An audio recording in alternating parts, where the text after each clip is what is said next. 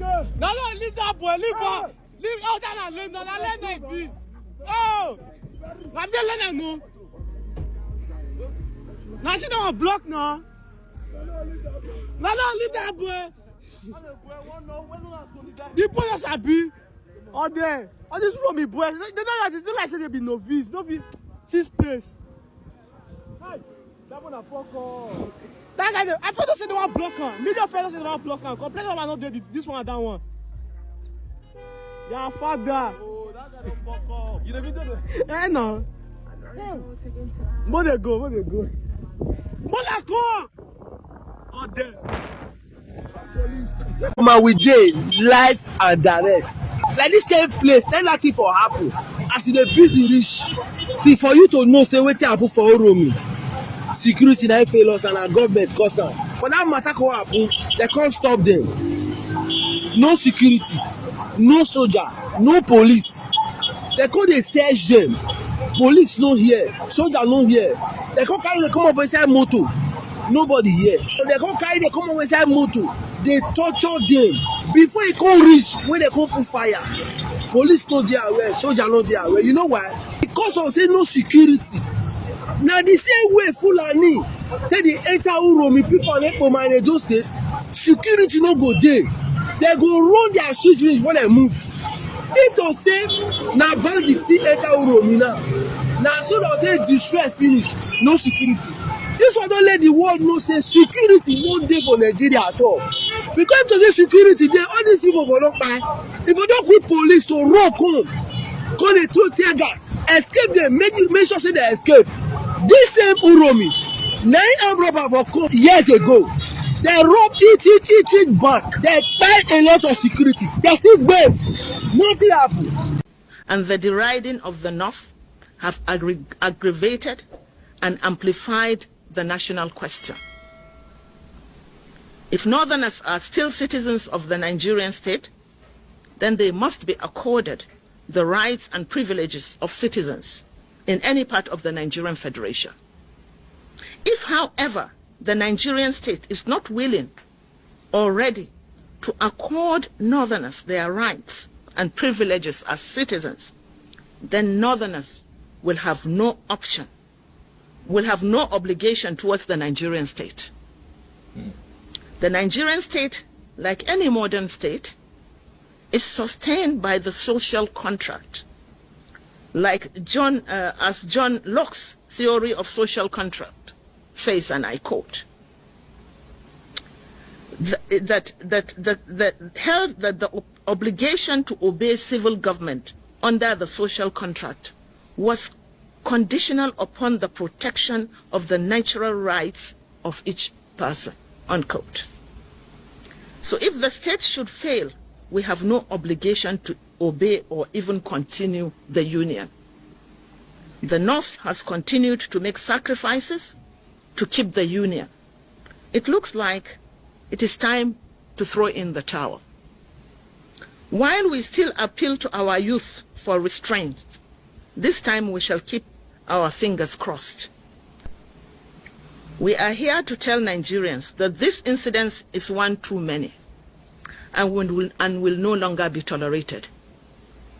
We are speaking after due consultations with the Northern Elders Forum and the Arewa Consultative Forum and some Northern professionals, and precisely because we have restrained our youth from reacting and retaliating.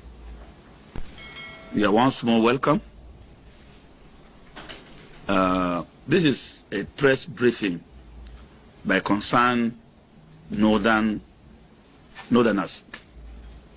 who, after observing the trend of events nationally as it affects our collective existence as a country, we decided to come together. The feeling, the aspiration, and the thinking of the people of the 19 northern states as we view it. The text is going to be read by our mother, Hajia Najatu Mohammed. Hajia Bismillah. ladies and gentlemen of the press. This is a press conference organized by concerned Northerners. The nation woke up on the 28th of March to the horrifying news of a gruesome massacre in which about 16 people from northern part of the country were massacred in a very savagery manner that is reminiscent to the barbarism of the old Roman Empire. We have noted that since the event, leaders have issued the usual condemnation, and security agencies have announced the commencement of investigations, and community leaders have risen up to speak on the atrocity. But even as this was happening, some reckless parochial local champions have continued to insult the North and deride its people, fabricating lies and spreading mischief on the incidents.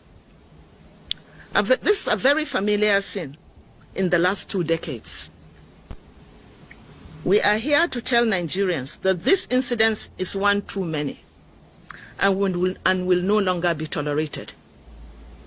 We are speaking after due consultations with the Northern Elders Forum and the Arewa Consultative Forum and some Northern professionals, and precisely because we have restrained our youth from reacting and retaliating. For the records, this is not the first time that Northerners have been targeted and killed under several guises and excuses. We recall the event of March 2016, where at the Mile 12 crisis, where Northerners were killed. In the same 2016, another massacre of innocent Hausa traders and settlers in Port Harcourt were killed.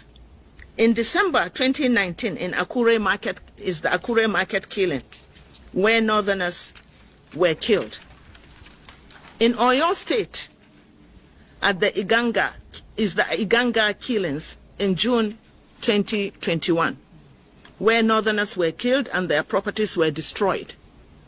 In April 2021, in Imo State, dozens of Northern traders and cattle herders were slaughtered in cold blood by some armed bandits. In all of these incidences, the North restrained itself, even as they are far more larger in population. In all these incidences, the North restrained itself, even as they are far more larger populations of these Southerners enjoying in the North. They are growing their businesses, making money off Northerners, all without any form of harassment. The North is not stupid. We can no longer allow a situation where our people are hunted down like game, while the same tribes are welcomed in the North, enjoying hospitality and making money off Northerners. This government and the ones it succeeded have also shown that they neither have the will or the capacity to deal with the threats to human life in Nigeria. The country has become a killing zone as they sit there and supervise the sharing of national resources meant to provide for the welfare and security of our citizens. As a result, citizens daily face precarious hazards as they work hard just to eke a living. In other words, our governments are in the habit of ignoring their constitutional duties and taking care of themselves and their fantasies, while citizens who voted for them in the first place rot away in penury and anguish as if they have no conscience at all. This is, to say the least, is a political blasphemy, and it has its consequences. As certain as death, it will come when it will come. We therefore need to remind this government that in the hierarchy of human needs, human life comes first. They have sworn to the Constitution of the Federal Republic of Nigeria, which categorically and explicitly stated that the purpose of governance is the welfare and security of its citizens. We need to remind this government that the crisis from the north here has led to we northerners, sorry, I'm also from the north, being disrespected over there. Our activities, how we go about them. We see in Zamfara, for example, Muslim versus Muslims, Fulanis versus Hausas, Fulanis versus Fulanis, Hausas versus Hausas, the kidnapping, the senseless killings. We see what happened in Jos, was it yesterday or the day before yesterday, in Plateau State, where about 11 people were killed. We also saw the example of, let's say, what happened to Deborah, which has caused a lot of reactions on the way Deborah died. So how do we get to address these issues? Can you come together and do something more elaborate on this, on the internal crisis we have in the north in the first place? Before we think of, we understand that the national level is there, the government has to do something because they are the government. It's their sole responsibility to protect the people, to make sure that this does not happen again. But how do we address that, the internal crisis we have in this here? Thank you. Your name and address. Your name, please. My name is Ivan Magoni. I work with Educative. Okay, thank you very much. I think you raised a very germane and a fundamental issue. But let me enlighten you that the group of concerned northerners had been involved in stimulating conversation in the north as to how to deal with a plethora of these challenges. And this effort indeed yielded positive results when the northern governors and the traditional rulers met in Kaduna and took far-reaching decisions as to how to deal with these issues. But don't forget that national security lies within the constitutional purview of the national government. Therefore, all subnational efforts mobilized to deal with this issue goes to nothing if there is no refined cooperation flowing from the federal government to complement this. And this is where the 19 northern states today face as challenges. And FCT. And yes, and FCT face as challenges. You made references to some of the horrific killings that are ongoing or took place within the north, which as a people, as at when they happen, we came out, we condemn. Not only condemning, we have also taken steps to ensure that we deal with the issue of the infiltration of northern community by sponsoring political disagreement and sometimes religious disagreement just to sustain this narrative that, oh, it's not well with the north, and so the north should not complain about what is happening. And this is why we are here today, to make a categorical statement that when you sight a snake in your house and suddenly the snake disappears, you are not going to embark on massive destruction of the house because you want to find a snake. You will have to be calm to create a decoy of a peaceful environment for the snake to emerge so that you can deal with it. That is not to say when an arsonist approaches your house with a gallon of petrol, you will pretend that you are dealing with the snake question, and so your house will be set ablaze.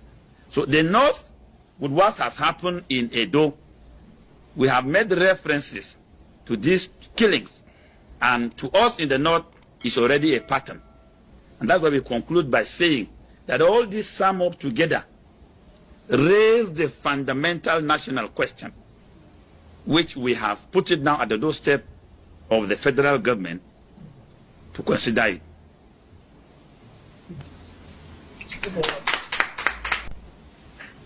Well, What I have basically put across is that we are appealing to the youth, the restive youth in the north, who by virtue of what has happened in Uromi are calling for reprisal.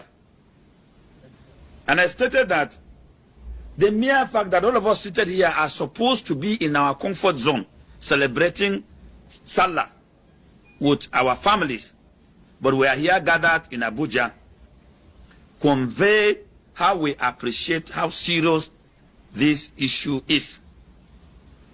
And we're saying that this is not just mere normal press briefing. We're going to back up whatever we have stated here with action.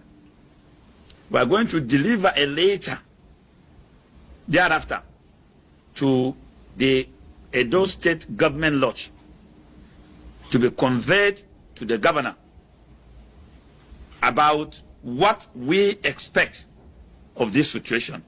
A very transparent investigation. The suspect should be paraded, because the suspect had also identified themselves by the videos they produced and sent online. So they are known. And we're saying that this transparent investigation will lead to accountability.